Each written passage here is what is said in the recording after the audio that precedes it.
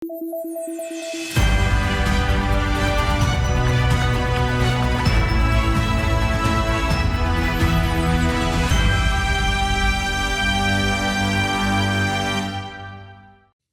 pemirsa, jumpa lagi bersama saya Dewi Selistia dalam Lampung 8. Sejumlah informasi telah kami rangkai dan siap kami sajikan untuk Anda.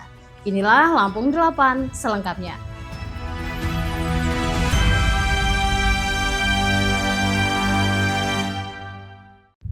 Ya pemirsa, terdesak kondisi ekonomi pasca bencana banjir di Aceh.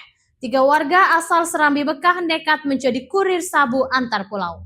Pelarian ketiganya berakhir di tangan tim reses narkoba Polres Lampung Selatan saat terjaring pemeriksaan rutin di Pelabuhan Bakauheni. Petugas berhasil menyita ratusan kilogram sabu yang disembunyikan di balik muatan sayur. Inilah detik-detik penangkapan kurir sabu jaringan antar pulau. Tim reses narkoba Polres Lampung Selatan menghentikan sebuah truk yang ternyata membawa 122 kg narkotika jenis sabu. Untuk melabui petugas saat melintasi Pelabuhan Bakauheni, barang haram tersebut disembunyikan secara rapi di dalam tumpukan ratusan karung jengkol. Kapolda Lampung Irjen Pol Helvi Assegaf menjelaskan, 3 tersangka berinisial WS, R, dan S ditangkap saat pemeriksaan rutin kendaraan di area Seaport Intrusion. Petugas menaruh curiga terhadap 1 unit truk yang dikemudikan tersangka S dan R yang dikawal oleh sebuah mobil pribadi oleh tersangka WS. Saat dilakukan penggeledahan mendalam, petugas menemukan 5 karung berisi 114 paket sabu dengan berat total mencapai 122 kg. Di hadapan petugas, para pelaku mengaku nekat menjadi kurir karena terdesak kabar duka dan kondisi ekonomi. Mereka dijanjikan imbalan 100 juta rupiah serta bantuan perbaikan rumah karena menjadi korban bencana banjir di daerah asal mereka. Aceh ke Pasar Induk Ramadhan di Jakarta. Adapun yang memerintahkan TSK WS adalah seorang bernama SEM yang dijadikan dengan upah sebesar 100 juta rupiah. Dan baru pertama kali tersangka WS melakukan pekerjaan mengawal narkotika jenis sabu tersebut. Kemudian R berperan membawa polvisel yang dikamuflase bermuatan jengkol seberat 8 ton yang di bawahnya terdapat narkotika jenis sabu dari Aceh menuju Pasar Induk Ramadhan di Jakarta yang dijanjikan oleh WS uang upah sebesar 10 juta rupiah per orang dan dijanjikan akan merehabkan rumah tinggalnya dikarenakan rumah tersangka R sudah rusak terdampak bencana alam banjir di Aceh. Dan baru pertama kali ini tersangka R membawa narkotika jenis sabu tersebut sesuai dengan hasil BAP-nya. Kini ketiga tersangka harus mempertanggungjawabkan perbuatannya di hadapan hukum. Mereka dijerat Undang-Undang Nomor 35 Tahun 2009 tentang narkotika dengan ancaman maksimal pidana mati. Dari Lampung Selatan, Tim Liputan Garuda TV, Heri Afriansyah melaporkan. Ya, selanjutnya pemirsa, Nanda Indira Bastian, istri Dendi Ramadona, kembali menjalani pemeriksaan oleh penyidik Pitsus Kejaksaan Tinggi Provinsi Lampung pada Senin 12 Januari 2026. Kasih Penkum Kejati Riki Rahmadan membenarkan adanya pemeriksaan terhadap Bupati Pesawaran tersebut. Nanda Indira Bastian, istri Dendi Ramadona, kembali menjalani pemeriksaan oleh penyidik Pitsus Kejaksaan Tinggi Lampung pada Senin 12 Januari 2026. Kasih Penkum Kejati Riki Rahmadan membenarkan adanya pemeriksaan terhadap Bupati Pesawaran tersebut. Sebelumnya, Nanda diperiksa selama 16 jam sejak Kamis 11 Desember 2025. Pada pukul 9.00 hingga Jumat 12 Desember 2025 pada pukul 01.00. Nanda terlihat lelah dan lesu saat keluar ruangan Pitsus. Nanda dipanggil dan memenuhi panggilan dari penyidik Pitsus Kejati Lampung. Diduga terkait dugaan korupsi proyek Spam Pesawaran. Sebelumnya, penyidik Kejati menyita 40 piece tas mewah milik Nanda. Nanda memilih bungkam dan cuci tangan ketika ditanya dirinya dipanggil dan dimintai keterangan oleh penyidik Kejaksaan Tinggi Provinsi Lampung. Nanda dipanggil penyidik Kejati Provinsi Lampung untuk dimintai keterangan terkait kasus dugaan TPPU pada korupsi proyek sistem penyediaan air minum Pesawaran tahun 2022 senilai 8 miliar rupiah. Dari Bandar Lampung, Tim Liputan Garuda TV melaporkan. Ya, selanjutnya pemirsa, tim penyidik Komisi Pemberantasan Korupsi memanggil 10 orang saksi dalam kasus dugaan suap dan gratifikasi proyek di lingkungan pemerintah Kabupaten Lampung Tengah pada Senin 12 Januari 2026. Juru bicara KPK, Budi Prasetyo, mengatakan pemeriksaan terhadap para saksi dilakukan di kantor Polresta Bandar Lampung.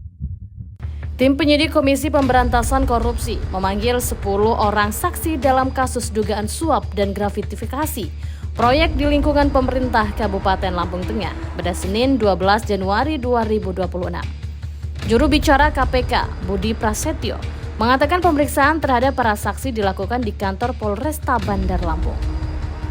Pemeriksaan dilakukan di kantor Polresta Bandar Lampung, Kota Bandar Lampung, Provinsi Lampung. Ke-10 orang yang dipanggil sebagai saksi yakni Irawan Budi Waskito selaku PPK Dinas Kesehatan Pemkab Lampung Tengah, Sevian selaku Kepala Bidang Dinkes Pemkab Lampung Tengah, Josiha selaku Kepala Bidang Dinkes Pemkab Lampung Tengah, Rahmat selaku Sales Manager PT LKK Putra Mandiri.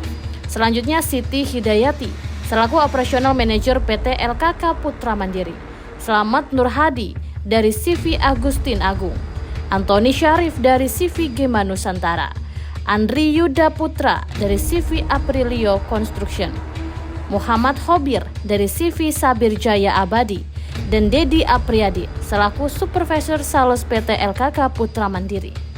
Pada Kamis 11 Desember 2025, KPK resmi mengumumkan 5 orang yang ditetapkan sebagai tersangka usai terjaring OTT, yakni Ardito Wijaya selaku Bupati Lampung Tengah periode 2025 hingga 2030, Riki Hendra Saputra selaku anggota DPRD Kabupaten Lampung Tengah, Ranu Hari Prasetyo selaku adik tersangka Ardito, Antoni Wibowo selaku PLT Kepala Badan Pendapatan Daerah Lampung Tengah sekaligus kerabat dekat Bupati, dan Muhammad Lukman Samsuri selaku Direktur PT LKK Mandiri.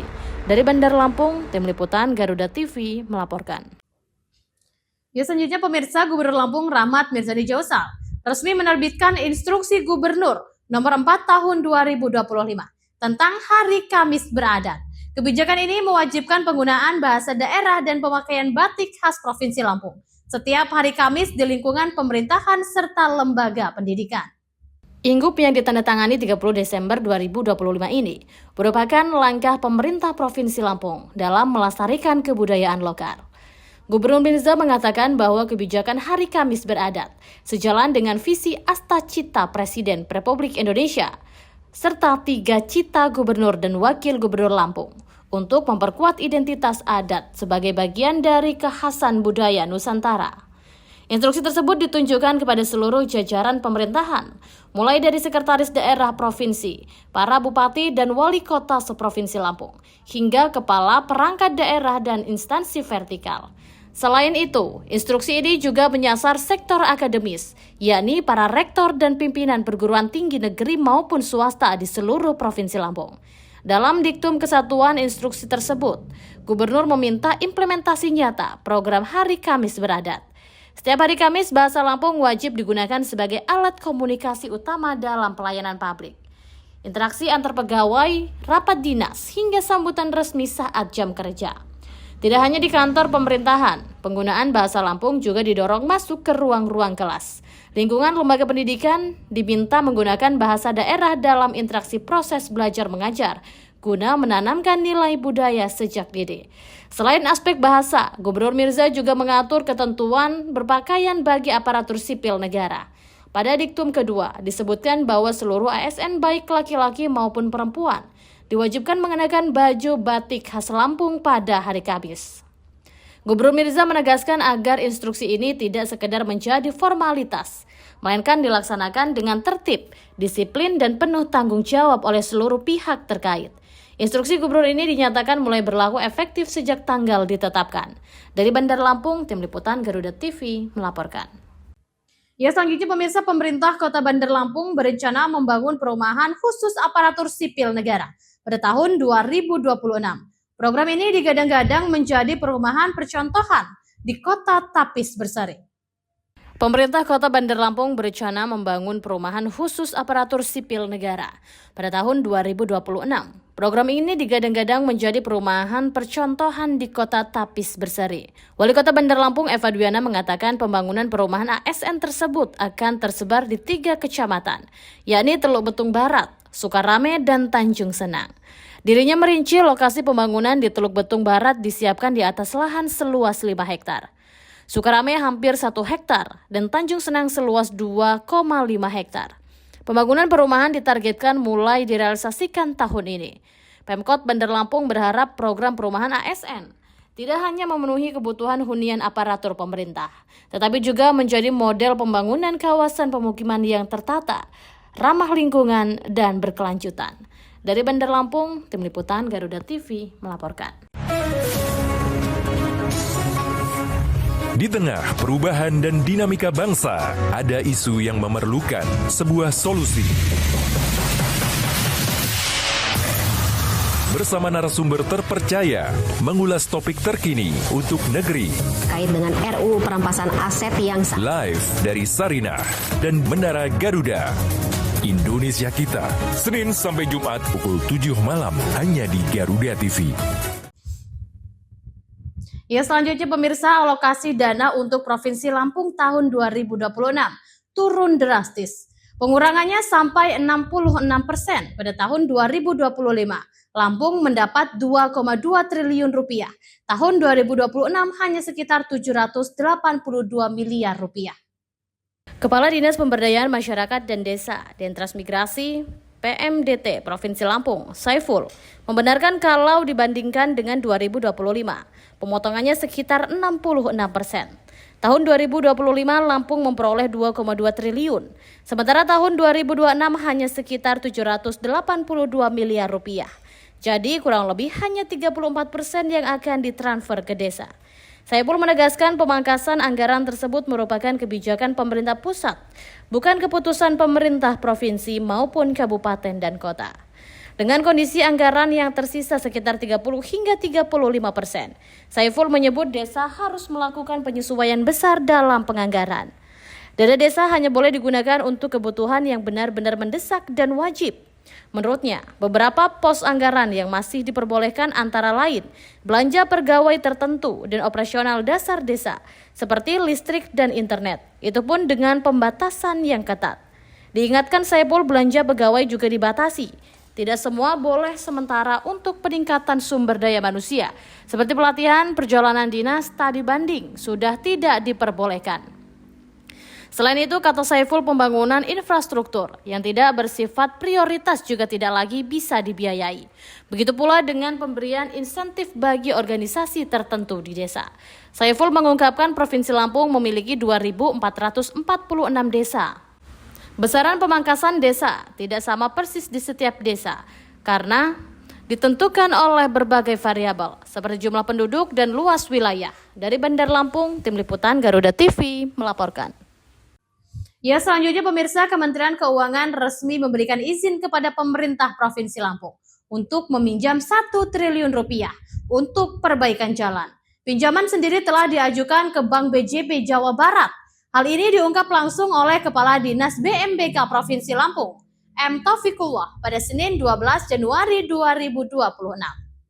Kementerian Keuangan resmi memberikan izin kepada pemerintah Provinsi Lampung untuk meminjam 1 triliun rupiah untuk perbaikan jalan. Pinjaman sendiri telah diajukan ke Bank BJB Jawa Barat. Hal ini diungkap langsung oleh Kepala Dinas BMBK Provinsi Lampung, M. Taufikullah, pada Senin 12 Januari 2026. Pekan lalu pihaknya bersama BPKAD dan Bapenda sudah rapat di Kementerian Keuangan membahas pinjaman 1 triliun tersebut, sehingga prosesnya hanya menunggu surat izin pelampauan defisit. Nantinya uang pinjaman tersebut akan digunakan untuk perbaikan 18 paket pekerjaan yang tersebar di 11 kabupaten kota di Provinsi Lampung, kecuali Lampung Utara, Tulang Bawang Barat, dan Pesisir Barat. Total keseluruhan ruas jalan yang akan dibangun dan diperbaiki dari dana pinjaman ini sepanjang 98,45 km.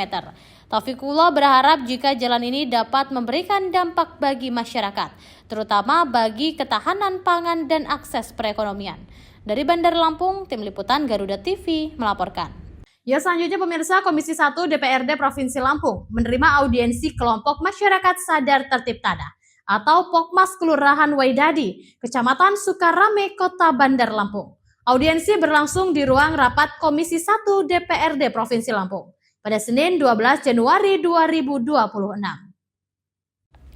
Komisi 1 DPRD Provinsi Lampung menerima audiensi kelompok masyarakat sadar tertib tanah atau Pokmas, Kelurahan Waidadi, Kecamatan Sukarame, Kota Bandar Lampung. Audiensi berlangsung di ruang rapat Komisi 1 DPRD Provinsi Lampung pada Senin 12 Januari 2026. Audiensi dibuka langsung oleh Ketua Komisi 1, Garika Reza Palevi. Sementara perwakilan warga Waidadi Baru, dan Kopri Jaya menyampaikan aspirasi terkait sengketa lahan yang hingga kini belum menemukan penyelesaian. Masyarakat meminta kejelasan status tanah yang mereka klaim secara historis telah dikuasai sejak puluhan tahun lalu. Wakil Ketua Komisi 1 DPRD Lampung, Ade Utami Ibnu, mengatakan seluruh aspirasi warga telah disampaikan secara langsung. Namun masyarakat belum sepakat dengan skema penyelesaian yang ditawarkan Badan Pertanahan Nasional. Yang diinginkan oleh masyarakat bisa berkomunikasi langsung, dengan Pemprov, kemudian dengan BPN. Jadi selama ini kan Komisi 1 yang menjembatani apa yang disampaikan oleh masyarakat, kemudian kami sampaikan ke BPN dan Pemprov, kemudian kami sampaikan hasilnya ke masyarakat. Tadi kami ingin didengarkan langsung. Ade menegaskan warga berharap agar tanah yang disengketakan dapat dikembalikan kepada masyarakat. Komisi 1 DPRD Provinsi Lampung pun berkomitmen untuk kembali mengkomunikasikan aspirasi kepada pemerintah Provinsi Lampung dan BPN dengan menekankan fakta sejarah penguasaan lahan oleh warga. Selain itu, masyarakat juga menginginkan dialog langsung dengan pemerintah Provinsi Lampung dan BPN. Komisi 1 DPRD Provinsi Lampung menyatakan siap kembali memediasi dan mengawal proses penyelesaian sengketa lahan tersebut. Dari Bandar Lampung, Tim Liputan Garuda TV melaporkan. Ya pemirsa, pembangunan Sekolah Rakyat Provinsi Lampung resmi dimulai. Groundbreaking proyek pendidikan beranggaran besar ini digelar di kawasan Kota Baru, Desa Purwatani, Kecamatan Jati Agung, Lampung Selatan, pada Senin 12 Januari 2026. Program Sekolah Rakyat tahun 2026 dilaksanakan serentak secara nasional. Presiden Prabowo Subianto memimpin groundbreaking pusat 166 sekolah rakyat di Sekolah Rakyat Terintegrasi 9 Banjarbaru, BBPKK Kecamatan Landasan Ulin, Kota Banjarbaru, Kalimantan Selatan pada waktu yang sama. Wakil Gubernur Lampung Jihan Nurlela dan Kepala Dinas Sosial Aswarodi menyaksikan langsung di Kalimantan Selatan. Sementara groundbreaking di Kota Baru, Lampung dihadiri perwakilan dari Kementerian Pekerjaan Umum dan Perumahan Rakyat. Proses awal pembangunan telah dimulai. Lahan proyek tampak sudah dirakatkan dan sejumlah alat berat dikerahkan untuk menunjang pekerjaan konstruksi. Sekolah Rakyat Provinsi Lampung dibangun di atas lahan seluas 95.468 meter persegi. Adapun luas dasar bangunan mencapai 17.804 meter persegi, dengan total luas bangunan 29.991 meter persegi, serta area terbuka seluas 77.674 meter persegi. Proyek strategis ini menelan anggaran sebesar 670 miliar rupiah yang bersumber dari dana Kementerian PUPR. Jangka waktu pelaksanaan ditetapkan selama 240 hari kalender, terhitung sejak 25 Desember 2025 hingga 11 Agustus 2026. Dilanjutkan dengan masa pemeliharaan selama 180 hari kalender. PPK Pelaksana Prasarana Strategis Lampung, Arius Ferdinaldo, mengatakan bahwa selain di Kota Baru, pembangunan sekolah rakyat juga sedang berjalan di Kalianda, Lampung Selatan, dan Sukadana, Lampung Timur. Jadi besaran anggaran 670 miliar itu untuk 3 lokasi dan 3 jenjang pendidikan, yakni SD, SMP, dan SMA, katanya saat groundbreaking di Kota Baru. Sejumlah fasilitas direncanakan akan dibangun dalam kawasan sekolah rakyat tersebut, antara lain gedung serbaguna, lapangan upacara, guest house, gedung ibadah dan masjid, serta gedung pendidikan untuk jenjang SD, SMP, dan SMA. Selain itu akan dibangun pula dapur umum, asrama putra dan putri untuk siswa SD, SMP, dan SMA, kantin, asrama guru, lapangan atletik, lapangan basket, serta ruang pompa air. Dari Bandar Lampung, Tim Liputan Garuda TV melaporkan.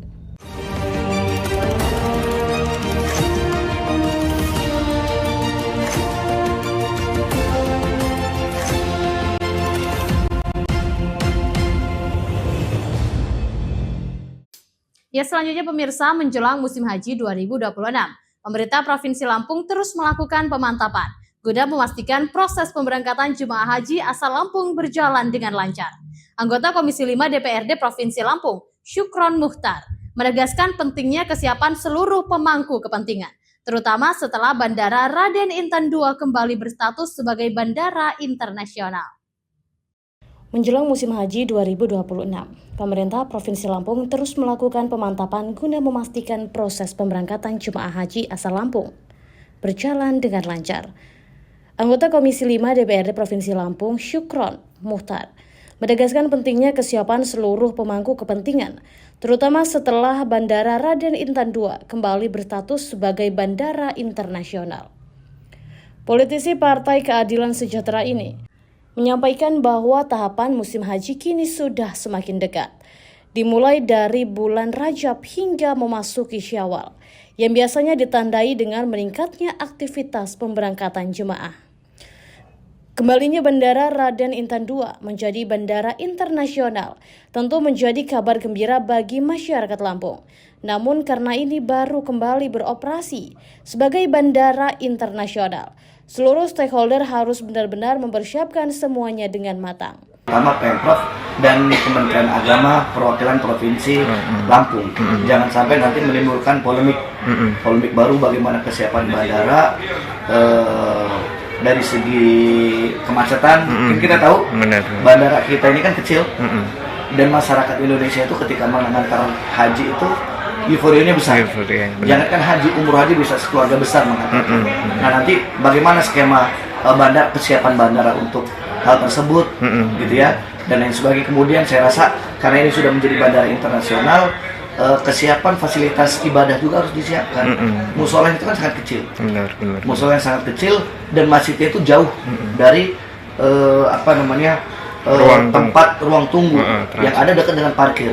Maka bagi saya ini harus melakukan penyesuaian, nanti menampung jamaah untuk sholat yang sedang beristirahat barangkali sambil menunggu jadwal penerbangan atau ketika dia berbenturan dengan sholat Jumat. Syukron mengingatkan kesiapan tidak hanya berkaitan dengan operasional penerbangan, tetapi juga pengelolaan kepadatan di kawasan bandara. Ia menilai euforia masyarakat saat mengantar jemaah haji berpotensi menimbulkan kemacetan, mengingat kapasitas bandara yang relatif terbatas. Selain itu, ia juga menyoroti minimnya fasilitas ibadah di Bandara Raden Intan II. Menurutnya ukuran musola yang tersedia saat ini masih sangat kecil, sementara lokasi masjid dinilai terlalu jauh dari ruang tunggu keberangkatan. Lebih lanjut, Syukron mengatakan Komisi 5 DPRD Provinsi Lampung akan berkoordinasi dengan kantor wilayah Kementerian Haji Provinsi Lampung untuk menggali sejauh mana kesiapan penyelenggaraan ibadah haji tahun ini. Dari Bandar Lampung, Tim Liputan Garuda TV melaporkan.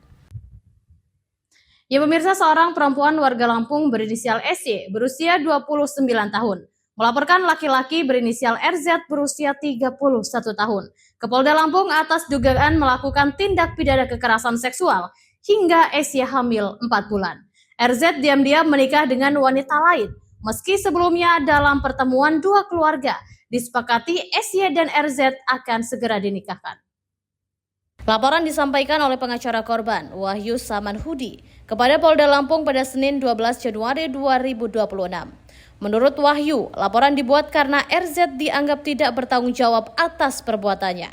Wahyu mengungkapkan bahwa sebelumnya telah ada pembicaraan keluarga antar korban dan terlapor yang menyepakati rencana pernikahan. Namun terlapor diduga telah melakukan persetubuhan terhadap korban tanpa komitmen tersebut.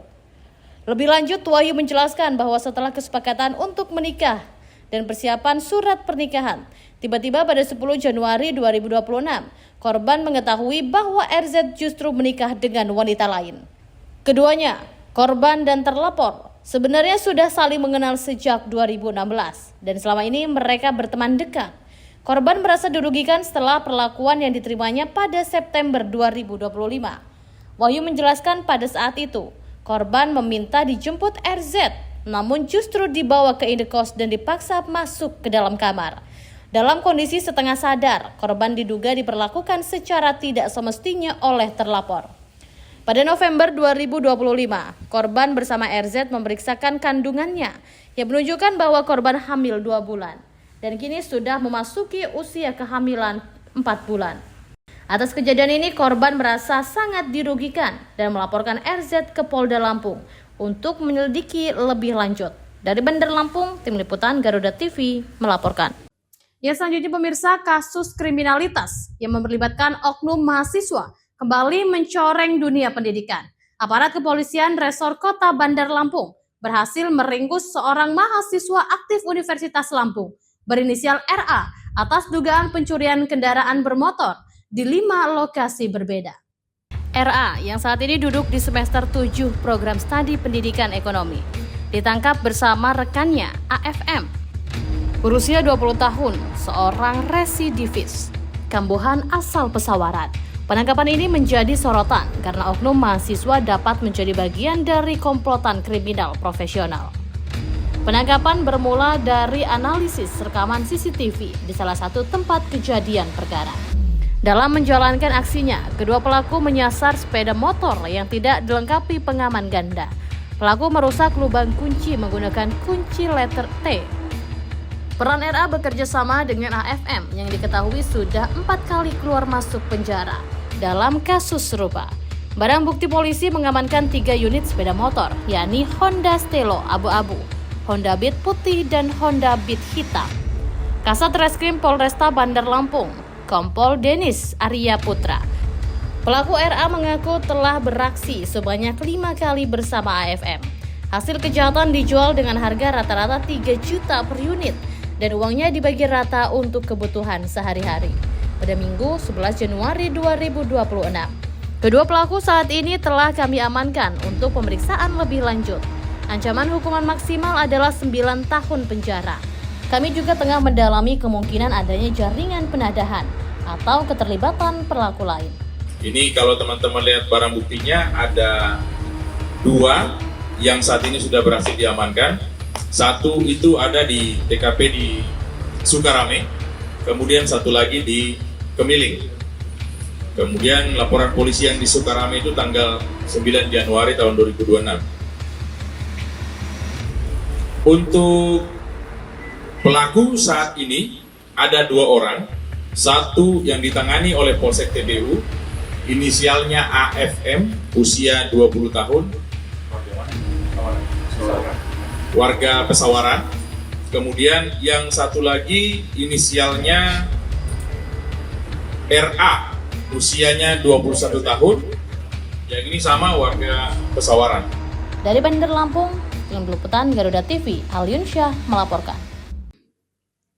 Ya, selanjutnya pemirsa, Inspektorat Kabupaten Lampung Timur sudah melakukan penyidikan kepada oknum kepala sekolah dan oknum guru yang videonya viral di media sosial. Diketahui kedua oknum ASN dari dalam video yang viral masuk kamar hotel 201, check-in pada siang hari pukul 12.27. Kemudian check-out berdurasi sekitar 3,5 jam kemudian, meninggalkan halaman hotel menggunakan sebuah mobil minibus berwarna hitam. Inspektorat Kabupaten Lampung Timur sudah melakukan penyelidikan kepada oknum kepala sekolah dan oknum guru yang videonya viral di media sosial. Diketahui kedua oknum ASN dari dalam video yang viral masuk ke kamar hotel 201, check-in pada siang hari pukul 12.27, kemudian check-out berdurasi sekitar 3,5 jam. Kemudian meninggalkan halaman hotel menggunakan sebuah mobil minibus berwarna hitam. Diketahui pelaku pria berinisial SC merupakan kepala sekolah dasar Negeri 2 Toto Mulyo, Kecamatan Wai Bungur yang juga menjabat sebagai Ketua K3S. Namun sudah dinonaktifkan oleh pihak Dinas Pendidikan. Sementara sang wanita inisial SP, status janda, merupakan seorang tenaga pengajar atau guru ASN P3K di SD Negeri 1 Sidorejo, Kecamatan Kampung Udik, Lampung Timur. Ya, kita sudah melakukan pemeriksaan, tentunya pemeriksaan antara kedua yang bersangkutan ini dilakukan di inspektorat.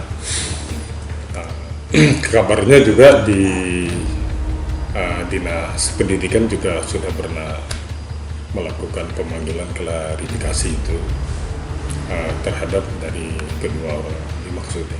Dan kami saat ini sedang melakukan untuk menambah bukti-bukti dukung ya terhadap apa yang di video tersebut, artinya yang viral tersebut. Jadi kami juga mencari bukti yang lain di lapangan gitu ya. Kedua oknum ASN sudah dilakukan pemeriksaan dari pihak inspektorat untuk dimintai keterangan dan melakukan penelusuran untuk mencari bukti dan fakta pendukung.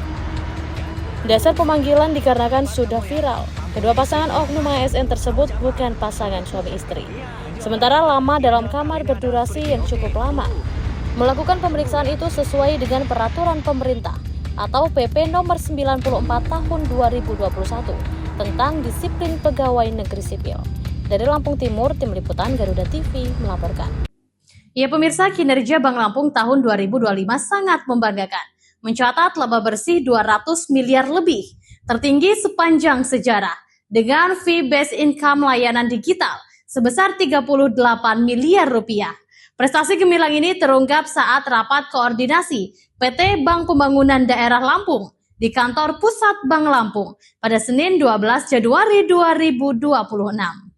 Rapat koordinasi Rakor PT Bank Pembangunan Daerah Lampung dihadiri Gubernur Lampung Rahmat Mirzani Jausal, Komisaris Utama Bank Lampung M. Firsada, Ketua DPRD Ahmad Giri Akbar, Sekretaris Daerah Provinsi Lampung Marindo Kurniawan, serta seluruh Vice Presiden PT Bank Pembangunan Daerah Lampung, Kepala Cabang hingga Kepala Kantor Cabang, Pembantu Bank Lampung. Direktur Utama Bank Lampung, Indra Merviana, menyampaikan tahun 2025 menjadi fondasi transformasi Bank Lampung melalui perubahan visi menjadi bank unggul pilihan utama masyarakat. Pembentukan tim percepatan bisnis, layanan, budaya, dan struktur organisasi, serta penerapan nilai budaya kerja sipil, sinergi, integritas, profesional, inovatif, loyal. Dari sisi kinerja, Indra melaporkan laba bersih Bank Lampung tahun 2025 mencapai 200 miliar lebih, tertinggi sepanjang sejarah dengan fee-based income layanan digital sebesar 38 miliar rupiah. Hanya saja penyaluran kredit belum sepenuhnya mencapai target, terutama akibat keterlambatan realisasi pinjaman daerah. Ke depan, Bank Lampung akan menggeser fokus bisnis dari kredit konsumtif ASN ke kredit produktif dan komersial, khususnya UMKM. Tahun 2026, Bank Lampung menargetkan pertumbuhan kredit sebesar 8,5%, dana pihak ketiga 7,69%, dan laba 9,43% atau sekitar 225 miliar dengan fokus sektor pertanian, ketahanan pangan, kehutanan sosial, dan konstruksi dan digitalisasi layanan. Sinergi kelompok usaha bank dengan Bank Jatim akan dimaksimalkan, termasuk penguatan sumber daya manusia, likuiditas, teknologi informasi, dan keamanan cyber. Gubernur Mirza meminta Bank Lampung menyiapkan peta jalan penyaluran kredit produktif yang selaras dengan program prioritas pemerintah daerah, memperkuat digitalisasi layanan hingga ke desa, serta memastikan kinerja bank ke depan tidak hanya tercermin dalam laporan keuangan, tetapi juga dirasakan langsung oleh masyarakat Lampung. Mirza berharap Bank Lampung mampu menjadi pionir pembangunan ekonomi daerah pada 2026, dari desa hingga kota, dari APBD hingga sektor industri. Dari Bandar Lampung, Tim Liputan Garuda TV melaporkan. Ya demikian pemirsa, informasi tadi sekaligus mengakhiri perjumpaan kita pada hari ini. Tetap saksikan Lampung 8 dimanapun Anda berada. Saya Dewi Sulisya beserta kru dan jajaran yang bertugas pamit undur diri dan sampai jumpa.